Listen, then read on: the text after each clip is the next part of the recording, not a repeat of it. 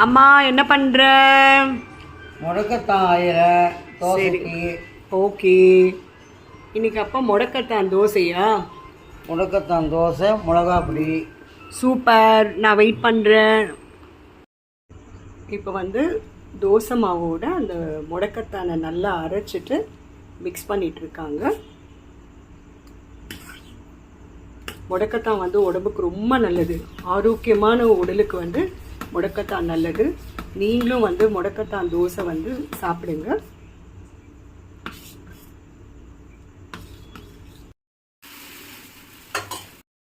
இன்னைக்கு மாலையப்பட்டம் 13வது நாள். முடக்கத்தான் தோசை மிளகா பொடி சாப்பிட வாங்க.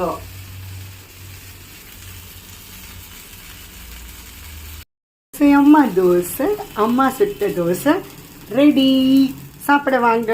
உங்களுக்கு பிடிச்சிருந்தா லைக் பண்ணுங்க.